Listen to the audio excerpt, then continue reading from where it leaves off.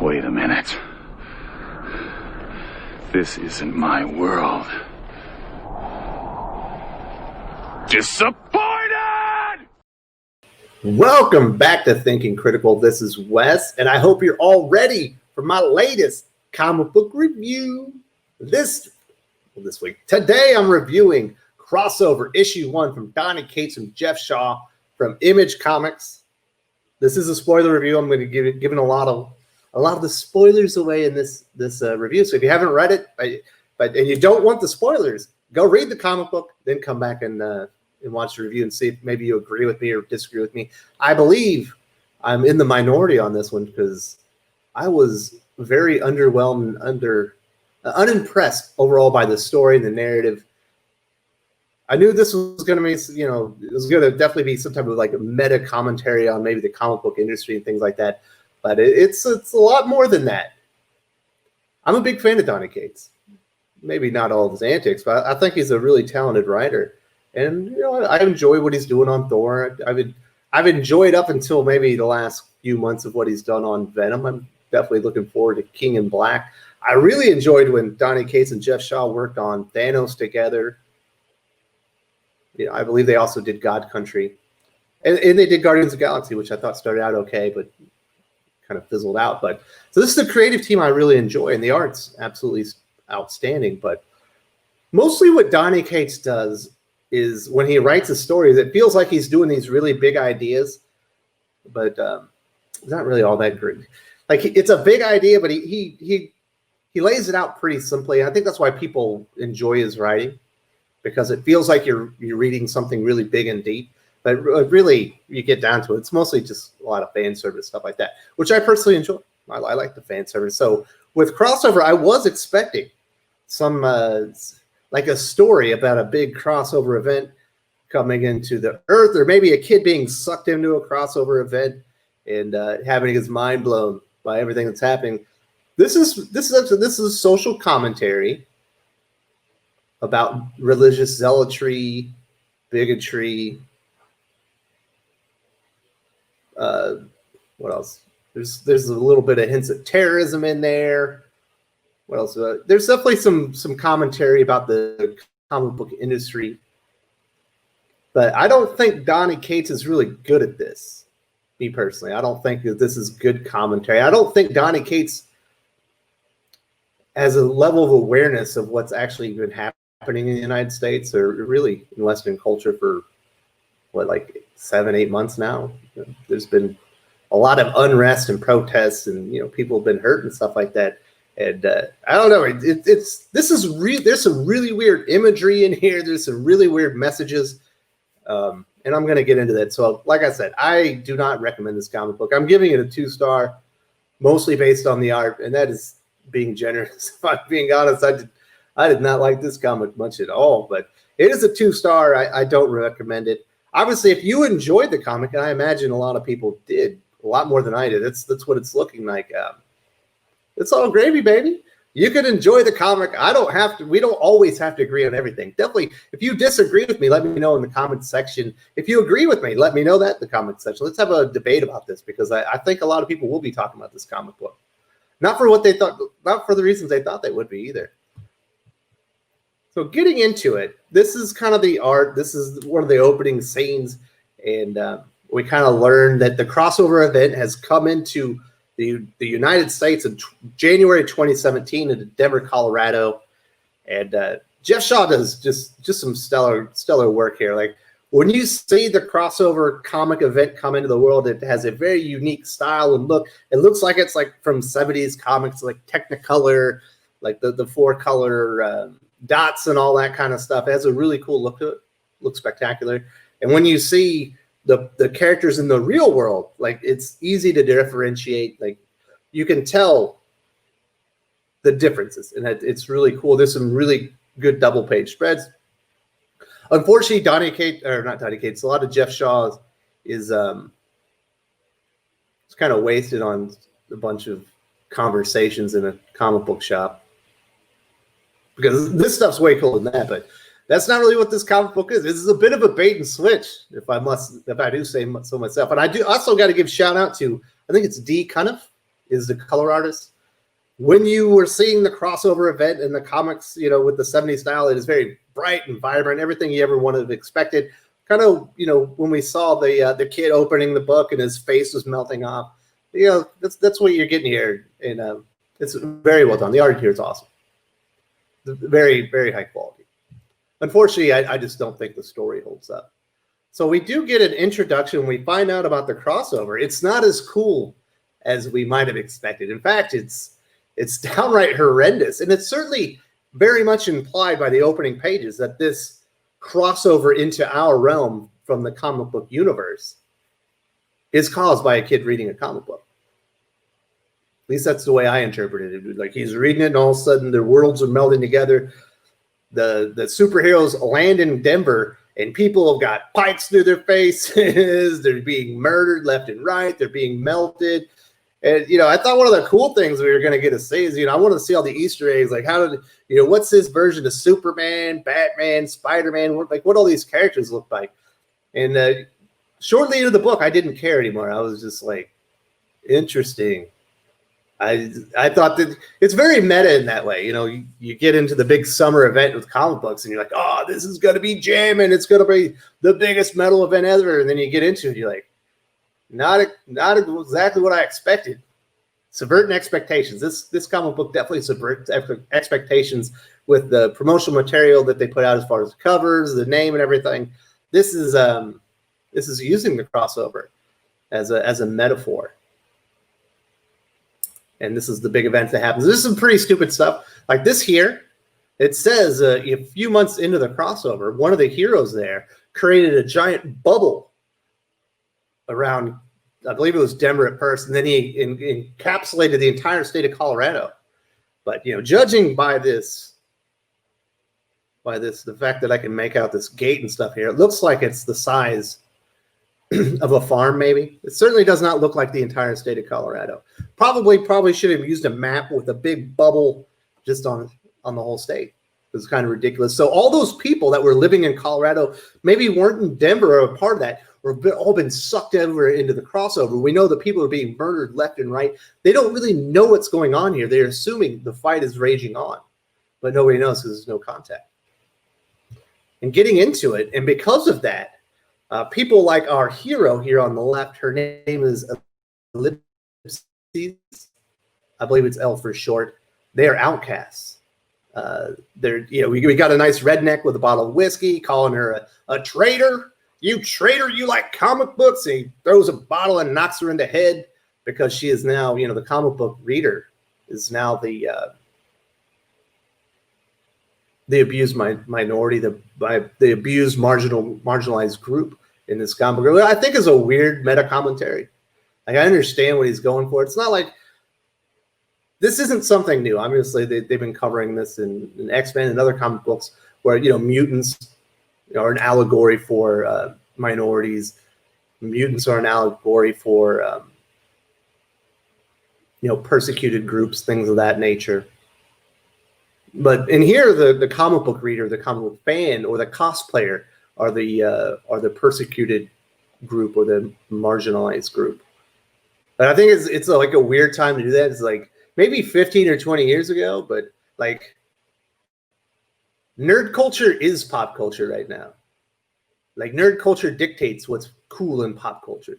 I think it's a weird thing to do at this time. And we do get some meta commentary, like I said, on the comic book shop. We get in here and we find out that this comic shop that she works in is the last comic shop in the world that sells pre-crossover comics.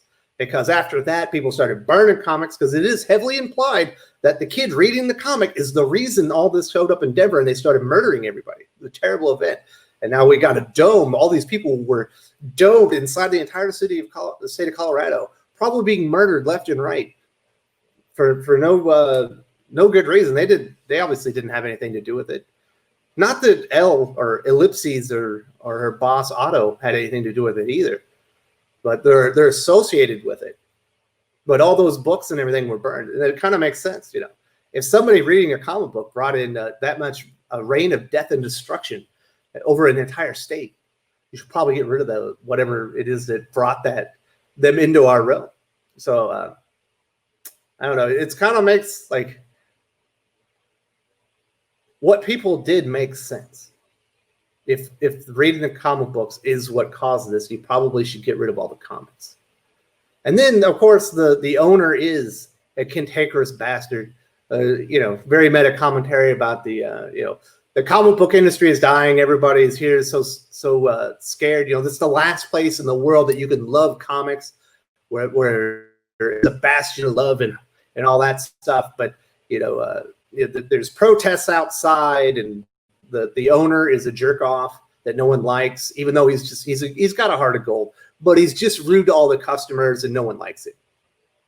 But the people that know him, he's a good guy.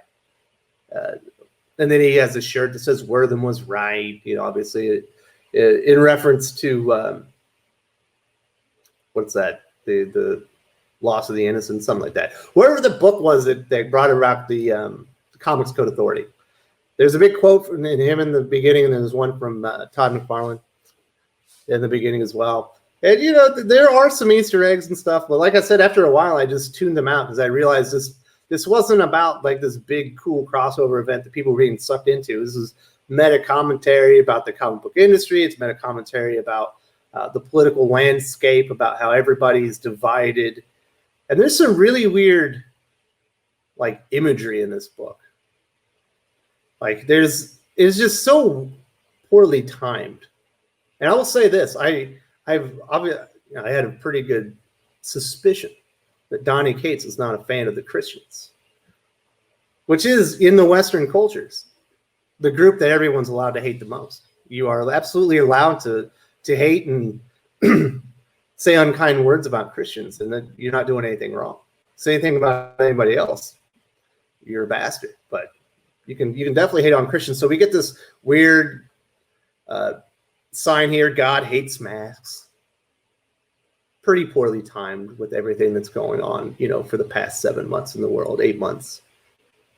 And then, of course, there's a little link to some merch from Donny Cates. And we got a little sign: "Pray the capes away." I think there's another sign that says "Read yourself to hell." Like, reading comic books are going to take you to hell, because you've got these zealots, these religious zealots that know that you're evil. And she's, okay, I get it. Superheroes bad. Good God, cosplay evil. Comics books are from hell, because they're because those Christians are always just being so mean to people. And then at one point, they discover a little girl in the comic shop, and she's even more persecuted than the cosplayers and the comic readers, because she was apparently snuck out of the bubble, and she is from the comic universe crossover event that's happening inside of Colorado right now, and she's not supposed to be out there. If anyone finds her, they're going to kill her. That's exactly what they do. So what happens is this old guy here, this reverend, who's eating his sandwich in a very not pleasant manner, he decides he finds out that the dotted girl, she's got dots all over her face, like the Technicolor stuff. They're harboring, an infidel. So we got to do something about it. And it's really strange. Like, so he goes to his son, and it's certainly implied that he beat the crap out of his son. He's got a nice black eye because he is a Christian, so he must beat his children. And of course he's got to speak with some redneck. Y'all borrow them doors, you hear me? No one gets out while things are in there. Come on, Ryan, I said out. Now listen to me, boy. There's a path to redemption laying before you.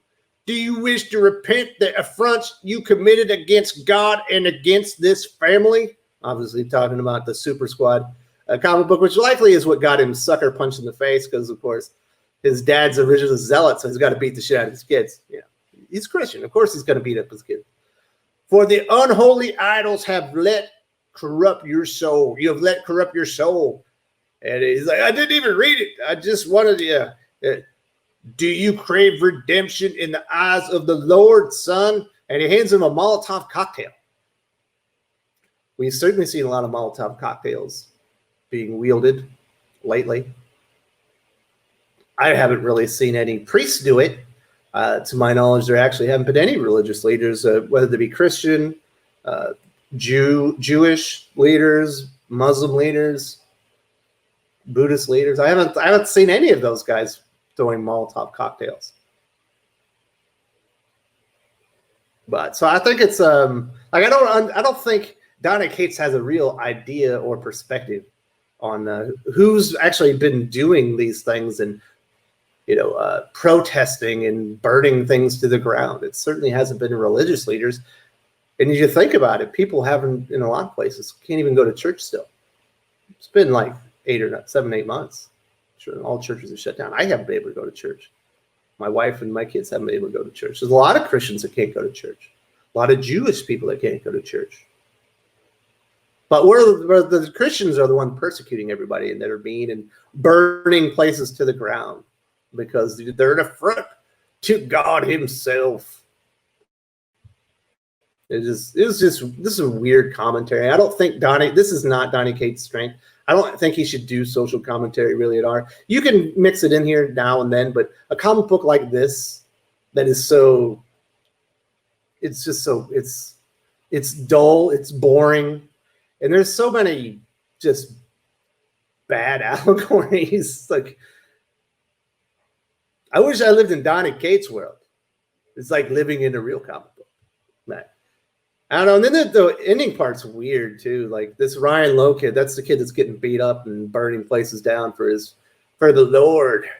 Obviously, is a huge star. It was as he realizes he's burnt the last comic book store in the world down, he sees the eyes of ellipses. And we learn, believe it or not, this isn't a crossover big action story event. It's a love story also. But more than that, more than anything, more than superheroes or mega events, that this story, and we're supposed to be a story of hope, as there's a reveal that the girl says Superman is the one that stuck her out of the bubble. I don't know. My opinion, this is the story of Nope, as in I'm noping the fuck out. This sucked. Donny Cates should never ever do social commentary at this kind of level. It's a little too on the nose, does not play to his strengths at all. He should be doing fan service, which I'm certain we'll be getting a lot of in King of Black. We're getting a lot of that in Venom right now. We're getting some of that in Thor as well. He's good at that stuff. When he starts going, like he's out of his depth trying to tell a story like this.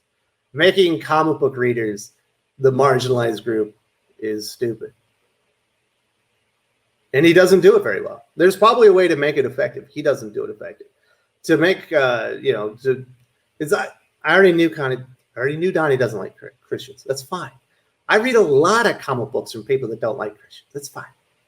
I don't have to agree with you. You don't even have to respect my religious views. I'll still buy a comic book that's good. I don't care about stuff like that.